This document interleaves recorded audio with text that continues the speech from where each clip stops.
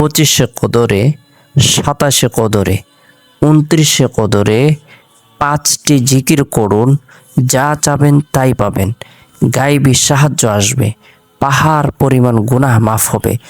শবে কদর বা লাইলাতুল কদর এটি এমনই একটি রাত যে রাতে মহাগ্রন্থ কুরআনুল কারীম অবতীর্ণ করা হয়েছে।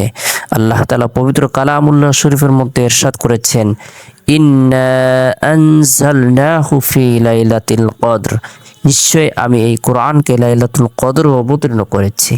ওয়ামা আদরাকা মা লাইলাতুল কদর, আপনি কি জানেন লাইলাতুল কদর কি জিনিস? লাইলাতুল কদরি খায়রুম মিন আলফি শাহর, লাইলাতুল কদর 1000 মাস থেকে উত্তম। তানাজ্জালুল মালাইকাতু ওয়ার রূহু ফিহা বিইذনি রাব্বিহিম মিন কুল্লি আমর, এই রাতে প্রত্যেক গুরুত্বপূর্ণ বিষয় নিয়ে ফেরেশতাগণ হযরত জিবরাইল আলাইহিস সালাম পালনকর্তার নির্দেশক্রমে অবতীর্ণ হন গুরুত্বপূর্ণ বিষয় নিয়ে। সালামুন হিয়া হাত্তা মাতলাইল ফাজর, সুবহ সাদিক পর্যন্ত শান্তি মঙ্গল কামনা করে থাকেন, দোয়া করে থাকেন, রহমতের দোয়া করে থাকেন, মাগফিরাতের দোয়া করে থাকেন, জাহান্নাম থেকে মুক্তির দোয়া করে থাকেন। লাইলাতুল কদর এমন একটি রাত যে রাতে আল্লাহ তাআলা কোরআন অবতীর্ণ করেছেন, যে রাতের ইবাদত 1000 মাস থেকে উত্তম, যে রাতে হযরত জিবরাইল আলাইহিস সালাম ফেরেশতাদের একটি দল নিয়ে জমিনে অবতরণ করেন। এই রাত্রে কোনো ব্যক্তি যদি রাত্রি জাগরণ করে নফল ইবাদত বন্দেগী করে, তওবা ইস্তিগফারের আমল করে, গুরুত্বপূর্ণ 5টি আমল করে, যদিও তার গুনাহ সমুদ্রের ফেনা পরিমাণ হয় না কেন, মরুভূমির বালুকা রাশি পরিমাণ হয় না কেন, পৃথিবীর সমস্ত দিন পরিমাণ হয় না কেন, পৃথিবীর সমস্ত রাত পরিমাণ হয় না কেন, আল্লাহ পাক রব্বুল আলামিন তার সকল গুনাহগুলো ধুয়ে মুছে বোঝাত শিশুরণে নিষ্পাপ করে দিবেন।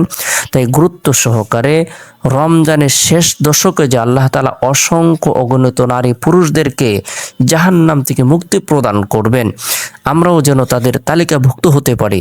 রাসূলের শিখানো বরকতপূর্ণ 5টি জিকির করব, 5টি দোয়ার আমল করব, যে দোয়ার আমলের বরকতে আল্লাহ তাআলা সন্তুষ্টি হবেন, গুনাহকে মাফ করে দিবেন, জান্নাত অবধারিত করে দিবেন, জাহান্নাম থেকে মুক্তি প্রদান করবেন। সুবহানাল্লাহ।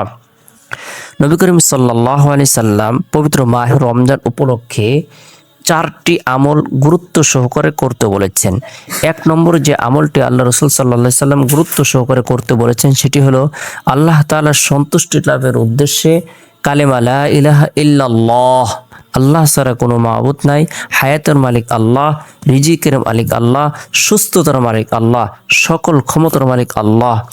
এই দোয়াটি আল্লাহ রাসূল সাল্লাল্লাহু আলাইহি সাল্লাম করতে বলেছেন, অর্থাৎ কালেমার জিকির করতে বলেছেন। 2 নম্বর যে আমলটি আল্লাহ রাসূল সাল্লাল্লাহু আলাইহি সাল্লাম করতে বলেছেন সেটি হলো আল্লাহ তাআলার সন্তুষ্টি লাভের উদ্দেশ্যে, গুনাহ মাফের উদ্দেশ্যে তওবার নিয়তে ইস্তিগফার পাঠ করতে বলেছেন। আস্তাগফিরুল্লাহ রাব্বি মিন কুল্লি যামবি ওয়া আতুবু ইলাইহি, আস্তাগফিরুল্লাহ রাব্বি মিন কুল্লি যামবি ওয়া আতুবু ইলাইহি। এই ইস্তিগফারটি কোনো ব্যক্তি যদি খাঁটি দিলে তওবার নিয়তে আমল করে, যদিও তার গুনাহ সমুদ্রের ফেনা পরিমাণ হয় না কেন, আল্লাহ তাআলা তা মাফ করে দিবেন, আল্লাহ তাআলা তার উপর সন্তুষ্ট হয়ে যাবেন। 3 নম্বর যে আমলটা আল্লাহ রাসূল করতে বলেছেন সেটি হলো আল্লাহ তাআলার দরবারে জান্নাত প্রার্থনা করতে বলেছেন, হে আল্লাহ আপনি আমাকে জান্নাত দান করুন। 4 নম্বর যে আমলটা আল্লাহ রাসূল সাল্লাল্লাহু আলাইহি সাল্লাম করতে বলেছেন সেটি হলো জাহান্নাম থেকে মুক্তি চাইতে বলেছেন, জাহান্নাম থেকে মুক্তি কামনা করতে বলেছেন। তাই আমরা গুরুত্ব সহকারে এই দোয়াটি আমল করব। আল্লাহুম্মা ইন্না নাসআলুকাল জান্নাতা ওয়া নাউযু বিকা মিনান নার, হে আল্লাহ আপনার কাছে আমরা জান্নাত চাই, জাহান্নাম থেকে মুক্তি চাই। এরপরে 5 নম্বর যে আমলটি শবে কদর উপলক্ষে গুরুত্ব সহকারে আম্মাজান আয়েশাকে করতে বলেছেন, সেই আমলটি আমরা 25শে কদরের দিনে আমল করব, রাতে আমল করব, 27শে কদরের দিনে আমল করব, রাতে আমল করব, 29শে কদরের রাতে আমল করব, দিনে আমল করব। সর্বদাই উঠতে বসতে চলতে ফিরতে গুরুত্ব সহকারে এই দোয়াটির জিকির করতে থাকবো। আল্লাহুম্মা ইন্নাকা আফুন তুহিব্বুল আফওয়া ফা'ফু আন্নি, আল্লাহুম্মা ইন্নাকা আফুন তুহিব্বুল আফওয়া ফা'ফু আন্নি। হে আল্লাহ, তুমি পরম ক্ষমাশীল, ক্ষমা করাকে তুমি পছন্দ করো, কাজেই তুমি আমাকে ক্ষমা করে দাও। আল্লাহ রাসূল সাল্লাল্লাহু আলাইহি সাল্লাম বলেছেন, যে ব্যক্তি ঈমান, ইখলাস, বিশ্বাস রেখে সওয়াবের আশায় শবে কদরের রাত্রে, লাইলাতুল কদরের রাত্রে রাত্রি জাগরণ করবে, নফল ইবাদত বন্দেগী করবে, যদিও তার গুনাহ সমুদ্রের ফেনা পরিমাণ হয় না কেন, আল্লাহ তাআলা তাকে ক্ষমা করে দিবেন। সুবহানাল্লাহ, আল্লাহ তাআলা তাকে নিষ্পাপ করে দিবেন। মান কামা লাইলাতুল কদরি ঈমানা ওয়া ইহতিসাবান গুফিরা লাহু মা তাকদ্দামা মিন যামবি। যে ব্যক্তি ইয়াকিন, ইখলাস, বিশ্বাস রেখে সওয়াবের আশায় লাইলাতুল কদরে রাত্রি জাগরণ করবে, নফল ইবাদত করবে, আল্লাহ তাআলা তার অতীতের গুনাহগুলোকে মাফ করে দিবেন।